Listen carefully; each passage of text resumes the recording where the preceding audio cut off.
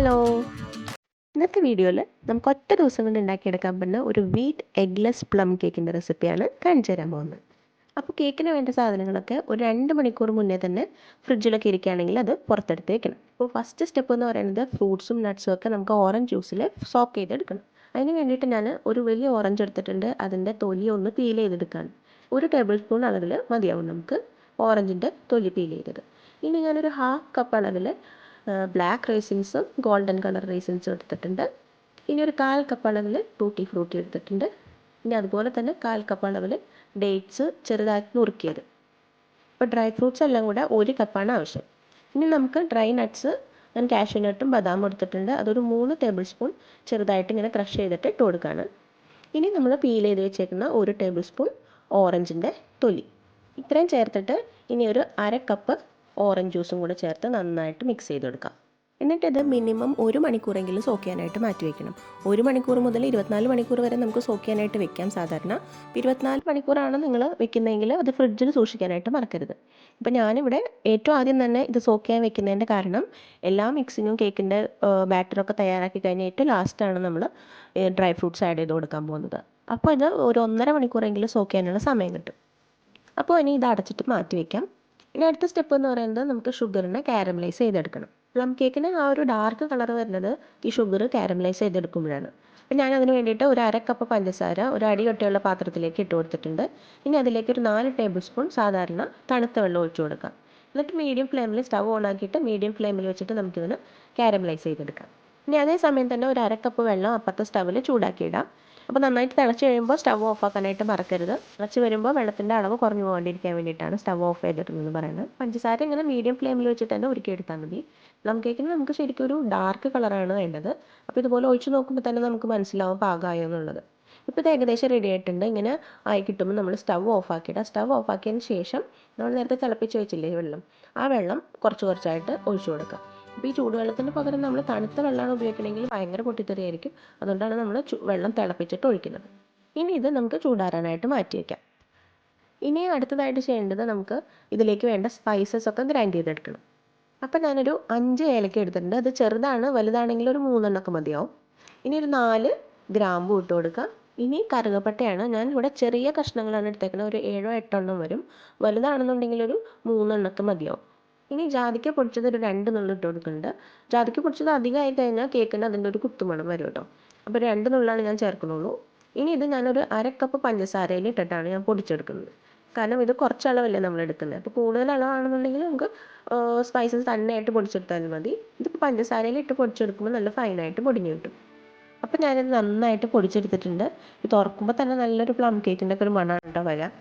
അപ്പോൾ നമുക്കറിയാം മിക്സിയിൽ നമ്മൾ പഞ്ചസാര പൊടിച്ചെടുക്കുമ്പോൾ ഓൾറെഡി ഒരു ചെറിയ ചൂടാവും ജാറ്. അപ്പോൾ നമുക്ക് ചൂടാറാനായിട്ട് മാറ്റി വയ്ക്കാം. ഈ പ്ലം കേക്കിന് വേണ്ടിയിട്ട് ഞാൻ മെൽറ്റഡ് ബട്ടറാണ് ഉപയോഗിക്കുന്നത്. ബട്ടർ ഇല്ലെങ്കിൽ ഓയിൽ യൂസ് ചെയ്താലും മതി കേട്ടോ. അതിന് വേണ്ടിയിട്ട് ഞാനിവിടെ ഒരു പാത്രത്തിൽ ചൂടുവെള്ളം വെച്ചിട്ടുണ്ട്.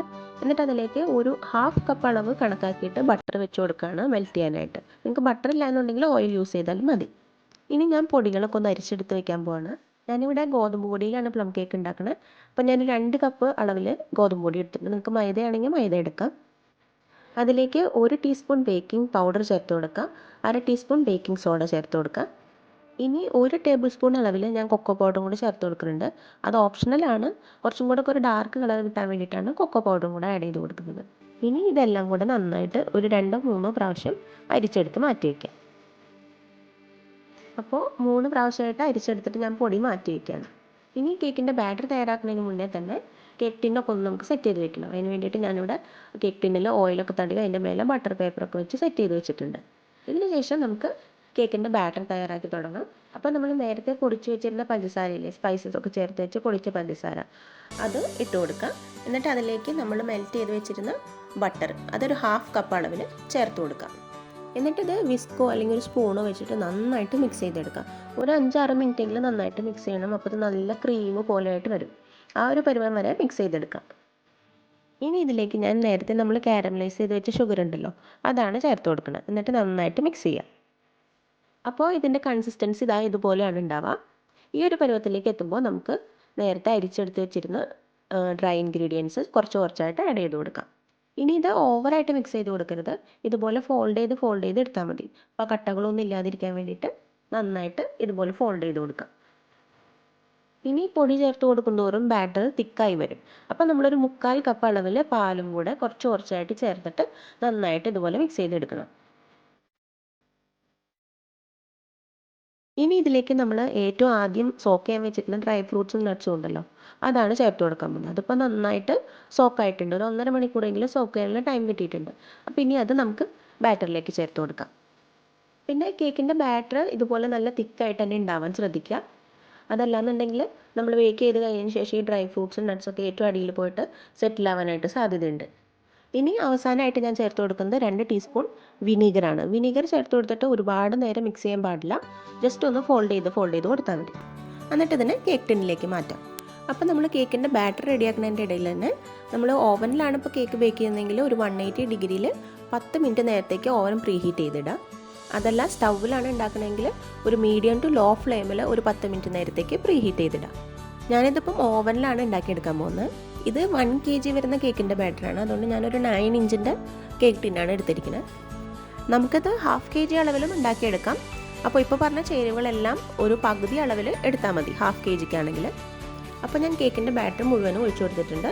ഇനി അതിൻ്റെ മോൾ ഭാഗമൊക്കെ ഒന്ന് ലെവൽ ചെയ്ത് കൊടുക്കുക. എന്നിട്ട് നന്നായിട്ടൊന്ന് ടാപ്പ് ചെയ്ത് കൊടുക്കാം. എന്നിട്ട് അതിൻ്റെ മുകളിൽ കുറച്ച് നട്ട്സും ടൂട്ടി ഫ്രൂട്ടിയൊക്കെ വെച്ച് ഞാനൊന്ന് ഡെക്കറേറ്റ് ചെയ്യുന്നുണ്ട്. അപ്പോൾ ഇനി ഇത് ഓവനിൽ ബേക്ക് ചെയ്തെടുക്കാം. 180 ഡിഗ്രിയിൽ ഒരു 1 അവറെങ്കിലും എടുക്കും കേക്ക് ബേക്ക് ചെയ്തിടാനായിട്ട്. അപ്പോൾ ഓരോ ഓവൻ അനുസരിച്ചും ചിലപ്പോൾ ടെമ്പറേച്ചറൊക്കെ വ്യത്യാസം വരും. അപ്പോൾ ടൈമും വ്യത്യാസം വരും. അപ്പോൾ ഒരു മണിക്കൂർ കഴിഞ്ഞിട്ടൊന്ന് ചെക്ക് ചെയ്ത് നോക്കുക. എന്നിട്ട് ആയിട്ടില്ല എന്നുണ്ടെങ്കിൽ കുറച്ച് നേരം കൂടെ വെച്ചാൽ മതി. സ്റ്റൗവിലാണ് ഉണ്ടാക്കണമെങ്കിൽ ആദ്യത്തെ ഒരു 10 മിനിറ്റ് ഒരു മീഡിയം ടു ലോ ഫ്ലെയിമിൽ ബേക്ക് ചെയ്യുക. അത് കഴിഞ്ഞിട്ട് ഒരു 50 മിനിറ്റോളം ലോ ഫ്ലെയിമിൽ വെച്ചിട്ട് ബേക്ക് ചെയ്തെടുക്കുക. ഈ 2 കേക്ക് ഞാൻ ഈ സെയിം ബാറ്റർ കൊണ്ട് തന്നെ പകുതി ഓവനിലും പകുതി സ്റ്റൗവിലും വെച്ചിട്ട് ചെയ്തെടുത്തിട്ടുള്ളതാണ്. അപ്പോൾ ഞാൻ ഓവനിൽ വെച്ച 1 kg പ്ലം കേക്ക് നന്നായിട്ട് ബേക്ക് ആയിട്ടുണ്ട്.